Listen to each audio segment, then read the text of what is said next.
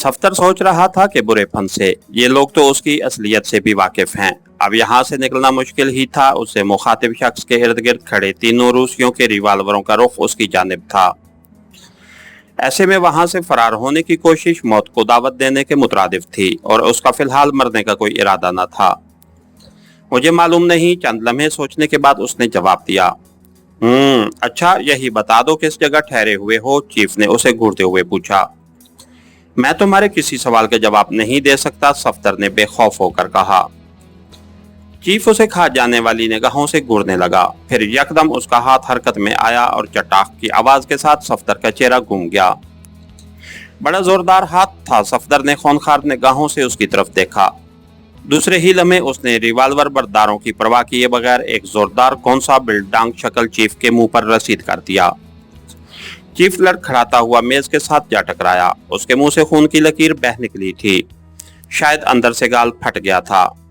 Revolver बरदारों ने ये सूरत हाल देखकर रिवाल्वर जेबों में डाले और सफ्तर पर झपटे, मगर उसी लम्हे चीफ घूराया, ठहरो, और वो तीनों सफ्तर को घूरते हुए पीछे हट गए। चीफ चंद लम्हे सफ्तर की तरफ देखता रहा, फिर अपने आदमियों से बोला, वक्त कम है, इसे बंद कर दो और वापस मेरे पास आओ, जल्दी करो। इन तीनों ने रिवाल्वर निकालकर सफ्तर की तरफ तान लिए। फिर नंबर 4 ने सफ्तर को दरवाजे की तरफ चलने का इशारा किया। सफ्तर खामोशी से मुड़ा और दरवाजे से बाहर निकल गया। वो तीनों भी उसके पीछे पहुंच गया। सफ्तर उनके इशारे पर राहदारी में एक तरफ चलने लगा। उसका दिमाग तेजी से कुछ सोचने लगा।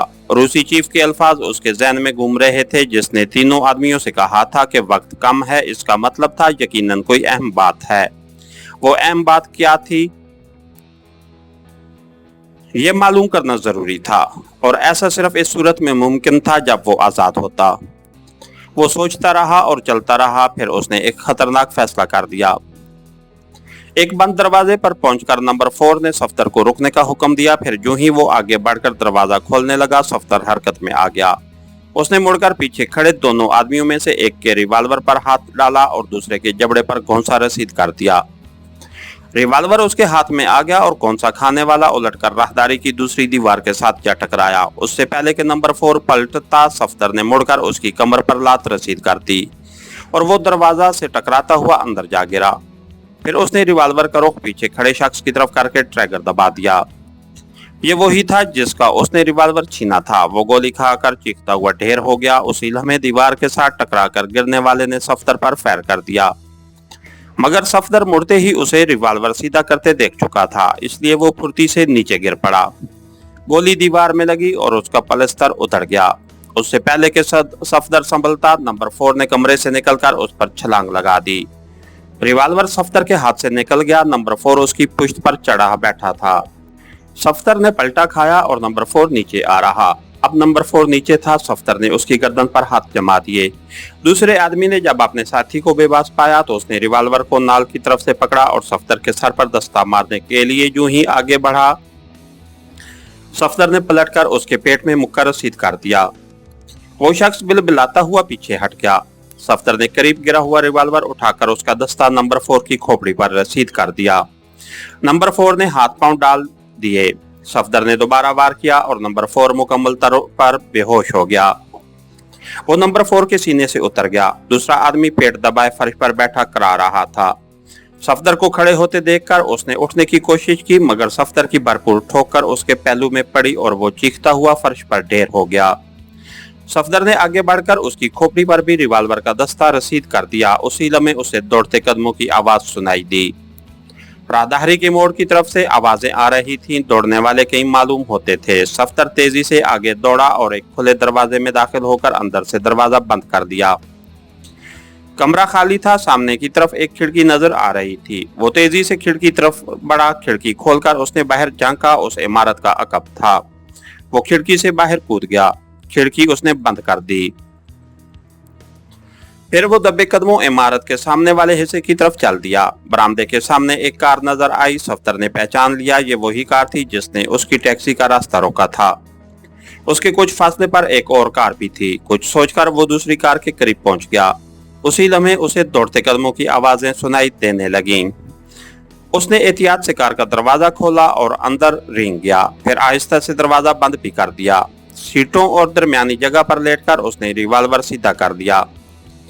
बाहर की आवाजें उसे सुनाई दे रही थीं। शायद वो लोग उसे तलाश कर रहे थे। फिर एक ऊंची आवाज सुनाई दी, रहने दो, वो फरार होने में कामयाब हो गया है, तुम अंदर आओ। सफदर पहचान गया, ये आवाज बिल्डांग शक्ल चीफ की थी। चंद लम्हों बाद इहाते में खामोशी छा गई और सफदर सोचने लगा कि उसका यूं कार में छुपना बेकार साबित ना हो। तकरीबन 5 मिनट गुजरे गए। उसने नीचे कदमों की आवाजें सुनी जो करीब आती जा रही थीं। फिर ड्राइविंग सीट का दरवाजा खोलकर कोई अंदर आ बैठा और इंजन स्टार्ट हो गया।